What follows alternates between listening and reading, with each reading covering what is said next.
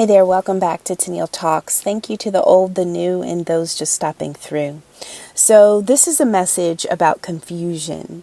So as people are looking at you and watching you in the space that you are standing in now, they are feeling confused about how you made it through. How is it that you received safe passage? Right? And so when we are talking about safe passage, right now you are being seen as someone that has good fortune. Right? When I'm talking about good fortune, I'm not talking about fiat currency. I'm not talking about anything that you can tangibly put your hand on, right? I'm not talking about physical assets, but I'm talking about frequency and energy, meaning that there is a vibration that you have finally become in sync with, or you have finally found the proper tune. And so at this point in your life, you could ask the universe for anything. And no matter your question, the universe will give you its blessing, right? And so this is a powerful time of manifesting for you and honestly for all of us that are in the collective, right? And so ask for more of what you want and it will be granted. That is the energy. That is what would make you a person that is rich and wealthy. When you are authentically living in your own frequency, or when the energy that you carry is in alignment with the universe, so much so that you can have a conversation, you can send out requests, right? You can ask for things and you can sit and watch and wait for them to be delivered.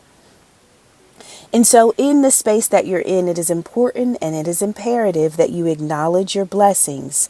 When you acknowledge the blessings that you are already experiencing, you can expect more to appear. So there was some type of victory. This was not always the space or the energy that you are standing in. And so for many of us, you have just arrived, or your ETA says that you'll soon be there, right? But this is a victory. And in order for you to get this type of energy, in order for you to walk in this frequency, which is considered to be good fortune, there were obstacles and challenges and victories that were required, meaning that this is essentially a reward.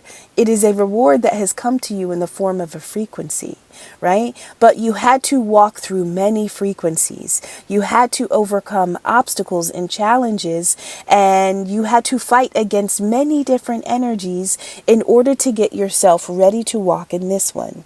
And so in many ways, you have been newly initiated because there was something that you did, right? So the universe has a job and you have a job, and you two work together, right? You co-create. But there's only certain things that the universe can actually do, right? And most times it's going to be in response to something that you did. And so you have put yourself through a factory reset. You have self-initiated yourself by finding your own reset button. And your reset button, it would not work unless you spoke something, meaning that you had to discover the power of your tongue. There was something that you had to address, something that you had to be fearless in the face of, right? And so if we start at the beginning of the energy that I'm seeing in this reading, for a period of time, you did not have proper control of your energy. You may have felt very scattered. You may have felt like you were lacking focus, right? And in order for you to have focus, there are certain distractions and there are certain things that you just kind of got to let go of. And sometimes that is the war. That is the battle. Figuring out which distractions are showing up. They show up in the form of people, thoughts, patterns, behaviors, habits, invitations. Distractions are going to come in a variety of ways. But as a divine being, when you are being distracted, the goal is to remove your focus from whatever your path is, right? As long as you are not on your path, then the enemy will win. The enemy will find themselves in a state of victory because you have not been able to focus. So your divinity requires that you receive a certain type of knowledge. The Most High, the universe, is always going to work to transmit knowledge to you. But if you are not focused, meaning if you can't find the right frequency, the right radio station, or the right energy to exist in, you won't be able to receive the message. You won't even know that a message is being sent to you. And so whenever you are scattered, somebody else or something else is gaining, right? All while you may be lacking. And so you're in this place of clarity. Your thoughts are direct. Your speech is direct. You're very clear about your intentions. And you understand that your thoughts have power. So you have to watch them almost like unruly children, right? Our thoughts can go anywhere, but sometimes they can go into places that are very deep and dark. So much so it can bring harm to us or harm to another, right? And so once you understand your focus, you become a force to be reckoned with, right? When you can direct your own energy and when you can control it and dominate it. Now we're talking about conquest. We're talking about you overcoming anything that stood in your way, okay? Now, one of your challenges or something that shows up here is sexual concerns. And so a distraction that proved to be beneficial in taking you off your path time and time again comes up in the energy of a sexual concern. And so when you are thinking about how you relate to others sexually, I'm talking about feeling fearful or feeling guilty about sexual activity. Being so uncomfortable in your own body that you just have trouble being, yes, you want love. Yes, you want intimacy. But when it comes down to it, the reality is that you have trouble receiving it in your own body. You can be a person that doesn't mind delivering pleasure to another. But physically, are you comfortable receiving it, right? And so I want you to know that maybe you didn't know that something about your sexual life had been distorted or tampered with in such a way that it's almost like you were in your body, but you weren't able to communicate with it properly, right? You had a feeling, but you didn't have the word or the emotion to match the feeling, right? And so I feel like your waters were tampered with. You were distorted in some type of way. Sex is needed in order to create. If your sexual energy is broken, hindered, if it's going through some type of malfunction, or if you're experiencing some type of error in your own sexual energy, well, then it's almost like your baby maker is broken. You can't make anything. You can't create anything. And I'm not talking about physical life, but I'm talking about the mechanism that allows you to co-create with the Most High and to co-create with the universe. And so when you are going through sexual trauma of any kind, it is supposed to leave you with a feeling that lingers, so much so that you don't even want to demonstrate or ever perform a sexual function again, whether we're talking about actual intimacy or we're just talking about you being able to engage with your own energy, your own passion, your own waters to create something. Now, this is the problem for the enemy because at some point you found your focus. At some point you realized that in order to overcome whatever this concern was or this trauma was, it required courage, right? And so maybe you were going through emotional changes. Maybe you were kind of going through a breakdown in how you communicated with your own body.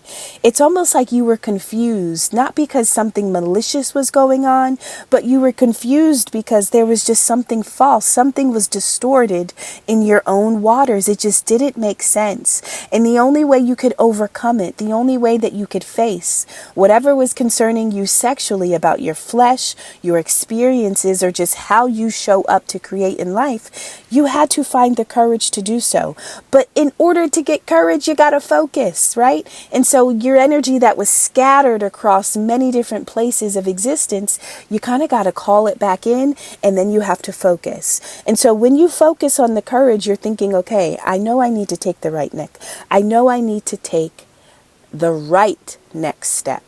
Right? Every time we move in a direction, it's not always the right direction. Now, truthfully, any way we move is beneficial because we will always learn. But you want to get to the point that you know without a doubt that every step you take is truly in alignment with the direction that you were being led or guided to move in. Right? You had to let go of your fears. You had to be bold. You had to move ahead in order to seize the day, right? This is like forgetting what your dreams are because you've been disconnected from your body, right? And so how do you live your dreams if you can't feel them, if you can't sense them, if you struggle to become passionate about them, right? If you're living in fear and guilt and shame, it is going to be challenging to be inspired, to be enlightened, or to raise your energy to a place of love where you can create and establish new things in your own life. And so once you found your focus and once you found your courage, you confidently step forward to address whatever the spirits were that had been attached to you. And so here's the thing. You essentially had to divorce yourself from spirits that were corrupting your own nature so that you then could marry the spirits that were aligned with your own frequency, right? And so I feel like along the way, without you knowing, any sexual concerns that you have lived through or that you can identify with, those were just picked up. Those were almost like trinkets or souvenirs that you picked up as a result of being in energy, vibrations, and frequencies that just weren't aligned to you, right? But with your courage and with your focus, you could finally get back to your own normal, to your own natural state of existence, right? I feel like there was a point where you understood that you had to recharge, you had to disconnect. And as soon as you recharged, as soon as you disconnected from someone or something that was kind of confusing you emotionally or distorting your energy in some type of way, as soon as you did that, it was almost like obstacles were removed. Doors started to open, right? And so there was a certain task that you completed, but it required your words. I don't know if there was a spell or an incantation or a decree or a declaration, but there is something that you spoke. And when you spoke this, it divorced you. It caused a split, a disconnect, a divide, or a separation between you and a spirit, an entity, or an energy that had been plaguing you with fear, guilt, and shame. The fear, the guilt, and the shame, that was all connected to something sexual. Now, I do want to mention that sexual disorders are very common for men and for women. No matter how you identify, if you have a human body, any type of disorder can plague you, right? But specifically sexual disorders, they know no race, no gender, or no age. And so at any point in time, we can all deal with them.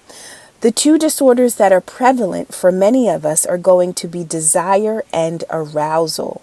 Whether we lack the ability to feel desire or to become aroused, or we operate in excess, meaning we are overly aroused, right? Or we have so much desire that it is hard for us to control.